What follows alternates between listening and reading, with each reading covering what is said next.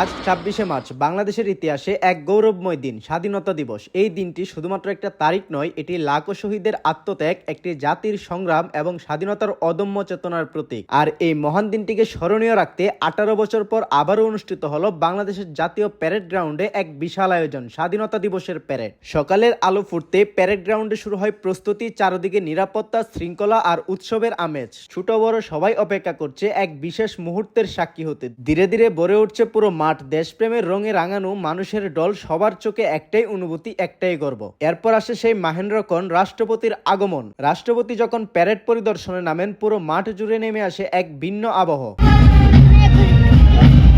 সশস্ত্র বাহিনীর সদস্যরা দাঁড়িয়ে থাকে নিখুঁত শৃঙ্খলায়, যেন প্রতিটি দৃষ্টি বলছে আমরা প্রস্তুত দেশের জন্য। এরপরে শুরু হয় বহুল প্রতীক্ষিত কুচকাওয়াজ। একটির পর একটি বাহিনী সুশৃঙ্খলভাবে এগিয়ে আসছে। বাংলাদেশ সেনাবাহিনী, নৌবাহিনী, বিমান বাহিনী, পুলিশ, বিজিবি, র্যাব এবং অন্যান্য নিরাপত্তা বাহিনী। প্রতিটি পদক্ষেপে রয়েছে দৃঢ়তা, প্রতিটি কণ্ঠে রয়েছে সাহসের প্রতিধ্বনি। এই কুচকাওয়াজ শুধুমাত্র একটা প্রদর্শনী নয়, বরং একটি বার্তা। বাংলাদেশ সবসময় প্রস্তুত তার সার্বভৌমত্ব রক্ষায়। এর সাথে অংশগ্রহণ করেছে বিএনসিসি ও স্কাউট সদস্যরা। আজকের এই দিনের আগে আমি একসাথে এতগুলো ফোর্স কখনো দেখতে পাই নাই। আজকে এখানে এসে এতগুলো ফোর্স একসাথে দেখতে পেরেছি। কুচকাওয়াজের শেষের অংশে আসে ডগ স্কোয়াড এবং হর্স স্কোয়াড। এই দুটি স্কোয়াডের মাধ্যমে কুচকাওয়াজের অংশ শেষ হয়। এরপর শুরু হয় শক্তি ও সক্ষমতার এক অনন্য প্রদর্শনী। বাংলাদেশের বিভিন্ন বাহিনীর আধুনিক অস্ত্র, যুদ্ধ সরঞ্জাম এবং নিজস্ব যানবাহনের প্রদর্শনী পুরো মাঠ জুড়ে এক নতুন উত্তেজনা সৃষ্টি করে। আর্মড ভেহিকল, ট্যাঙ্ক, বিশেষায়িত যানবাহন সবকিছু যেন জানান দিচ্ছে দেশের প্রতিরক্ষা ব্যবস্থার শক্তি। বাংলাদেশের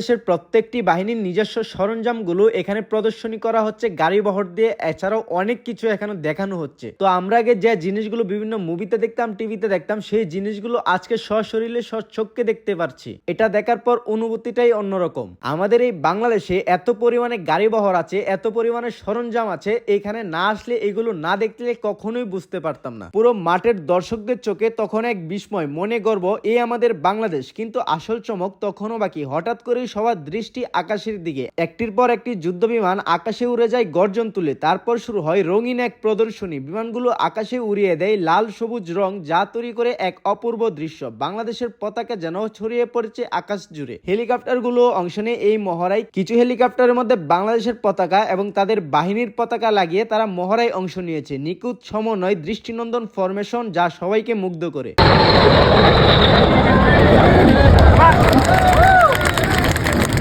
এই মুহূর্তগুলো সত্যি ভাষায় প্রকাশ করার মতো নয়। এরপর আসে সবচেয়ে রোমাঞ্চকর অংশগুলোর একটি। প্রায় 11,000 থেকে 12,000 ফুট উপর থেকে সাহসী প্যারাট্রুপারদের লাফ। আকাশ থেকে ধীরে ধীরে নেমে আসছে তারা। প্যারাশুট খুলে দর্শকরা নিঃশ্বাস বন্ধ করে তাকিয়ে থাকে, যেন সময় থমকে গেছে কিছুক্ষণের জন্য। মাটিতে অবতরণের সাথে পুরো মাঠ জুড়ে করতালির জ্বর, সাহস, দক্ষতা আর আত্মবিশ্বাসের এক অসাধারণ প্রদর্শন। আজকের এই পুরো আয়োজন জুড়ে ছিল শৃঙ্খলা, সৌন্দর্য এবং এক অদ্ভুত আবেগ, যা প্রতিটি বাংলাদেশী হৃদয় ছুঁয়ে যায়। আজকের এই প্যারেড শুধুমাত্র একটি অনুষ্ঠান নয়, এটি আমাদের ইতিহাসের প্রতিচ্ছবি, আমাদের বর্তমানের শক্তি এবং আমাদের ভবিষ্যতের অঙ্গীকার। এই আয়োজন আমাদের মনে করিয়ে দেয় এই স্বাধীনতা সহজে আসেনি। লাখো শহীদের রক্তের বিনিময়ে আমরা পেয়েছি এই লাল সবুজ পতাকা। তাই আমাদের দায়িত্ব এদেশকে ভালোবাসা, এদেশকে এগিয়ে নিয়ে যাওয়া। আজকের এই দিনটি আমাদের নতুন করে শপথ নেওয়ার দিন। আমরা একসাথে গর্ব, আমরা একসাথে লড়বো। আরো শক্তিশালী, আরো সমৃদ্ধ বাংলাদেশ গর্ব। শেষে একটাই কথা, বাংলাদেশ শুধুমাত্র একটি দেশ নয়, এটি আমাদের পরিচয়, এটি আমাদের ভালোবাসা এবং এটি আমাদের একটি গর্ব।